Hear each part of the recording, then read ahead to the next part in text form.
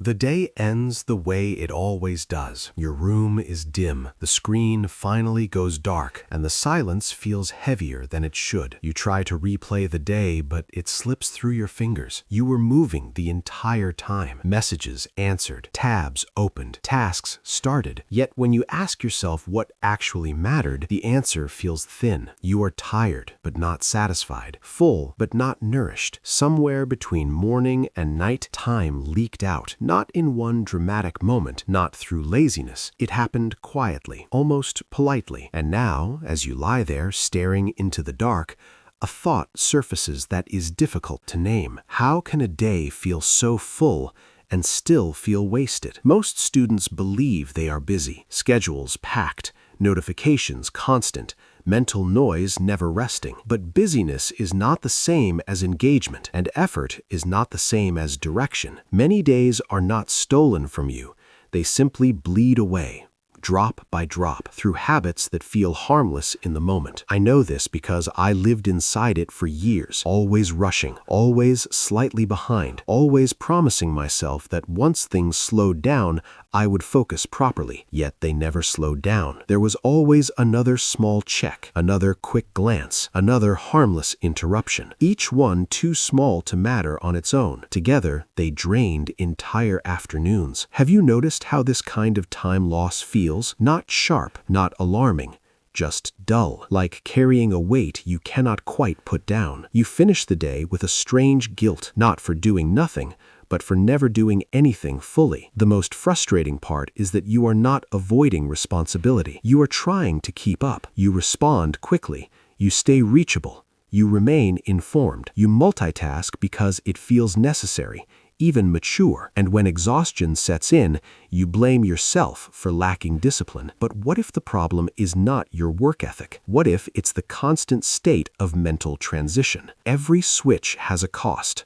not visible, but real. Attention fractures. Momentum dissolves. By the time you return to the task that mattered, you are no longer the same person who started it. This is why rest does not restore you. Your mind never fully arrived anywhere long enough to leave. Does that sound familiar? The sense of being everywhere and nowhere at once? I began to understand this one evening while watching the tide pull back from the shore. The water did not rush. It did not announce itself. It simply withdrew, grain by grain, until the shoreline looked unchanged, yet subtly altered. Time works the same way. It rarely disappears in dramatic losses. It erodes through constant exposure, through unguarded moments, through attention left unattended. The ancient Stoics spoke often about this. Seneca warned that life is long enough if you know how to use it. The tragedy, he said, was not shortness, but leakage. That word stayed with me. Leakage. The first realization is uncomfortable. You are not overwhelmed because you have too much to do. You are overwhelmed because your attention is never allowed to settle. This phase begins with noticing where your time actually escapes, not the obvious distractions, but the subtle ones, the moments between tasks, the reflexive checks, the pauses that could have been restorative, but are instead filled with noise. When you start seeing these leaks, you feel exposed, almost defensive, because many of them feel necessary, justified, normal. But awareness changes their weight, and that's when the real shift begins. Next comes containment, not restriction, but boundaries. Like a river guided by its banks, not imprisoned by walls. You decide when your attention is open and when it is closed. This might mean studying without connection for short stretches, or choosing specific windows for communication instead of constant availability. It feels strange at first, like stepping out of a current you've been carried by for years. But something steadier replaces the rush, a sense of presence. You are no longer reacting to time. You are holding it. As containment settles, depth returns. Work slows down, but it thickens. Ideas connect.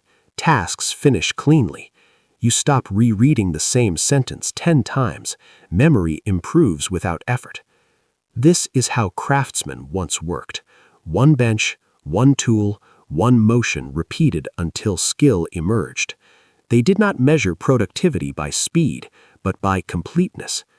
In this phase, you notice something subtle. Less time is needed to achieve more. And that realization quietly unsettles everything you believed about being busy. Then your relationship with rest changes. Rest stops being escape. It becomes integration. Walks feel reflective. Silence feels supportive. Even boredom begins to speak again. You no longer reach for stimulation automatically. You let moments remain unfinished. This space allows thoughts to settle instead of stacking endlessly. The Stoics believed that silence trained the mind to distinguish what mattered.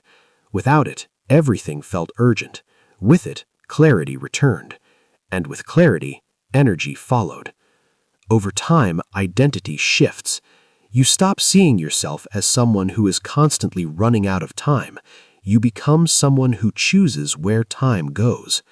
This does not make life empty, it makes it deliberate. You feel calmer, not because there is less to do, but because you are no longer hemorrhaging attention. Your days gain shape.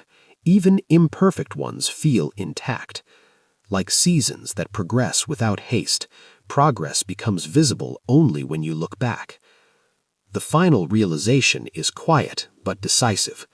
Time was never against you. It was simply unprotected. You were not busy. You were bleeding time through habits that taught you to stay open, always available, always half engaged. The correction is not dramatic. It is precise. Tomorrow, notice one small leak. Close it gently. Sit with what remains. Feel how different an hour can be when it is held, not scattered. This channel is about learning that skill together, guarding attention, honoring slowness, letting depth return. If this way of seeing resonates, there is more ahead, and we'll move through it, one steady moment at a time.